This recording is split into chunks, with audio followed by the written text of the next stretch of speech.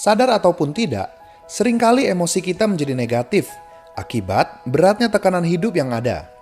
Kita menjadi lemah, kehilangan harapan, dan bahkan enggan melanjutkan kehidupan.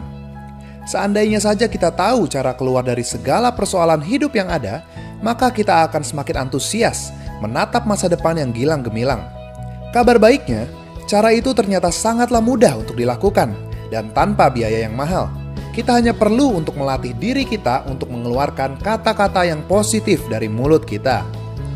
Hindari setiap umpatan, omelan, kekesalan, atau kemarahan. Dan biasakan mulut kita untuk selalu bersyukur dan mengatakan, hari ini selalu ada harapan. Tuhan itu ada. Memang masalah tidak akan hilang dalam semalam, seinstan yang kita kira. Tetapi hal itu perlu dilakukan dengan ketekunan. Semakin sering kita memperkatakan hal yang positif, secara sendirinya emosi kita akan menjadi positif. Latihan ini haruslah kita lakukan setiap hari menjadi gaya hidup.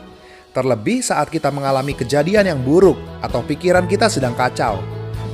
Setiap perkataan positif yang kita ucapkan akan menertibkan pikiran kita untuk kembali memikirkan hal-hal yang positif. Sebagai akibatnya, setiap keputusan yang kita ambil akan menjadi solusi jitu terhadap permasalahan yang sedang terjadi. Pernahkah kamu melihat seorang pianis bermain piano dengan mata tertutup atau seorang petenis yang dapat memukul bola yang sangat cepat? Hal itu disebabkan karena pikiran manusia dapat dilatih, memunculkan gaya refleks. Semakin sering kita bertekun, memperkatakan dan memikirkan hal-hal yang positif, refleks dalam hidup kita akan selalu positif.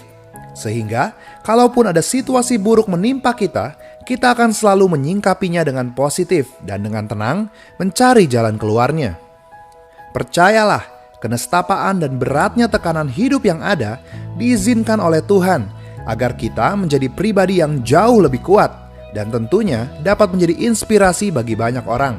Jika ada orang yang bersalah kepada kita, maafkanlah orang tersebut. Sebaliknya, jangan sungkan untuk meminta maaf jika kita berbuat salah pada orang lain.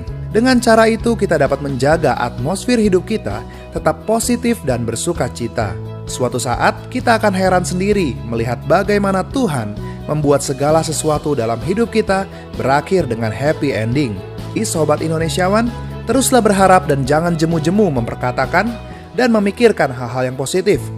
Awali setiap hari dengan doa, lewati setiap jam dengan ucapan syukur, dan akhirilah setiap hari dengan hati yang tenang. Sebab kita tahu bahwa hari esok selalu ada harapan dan masa depan yang cemerlang.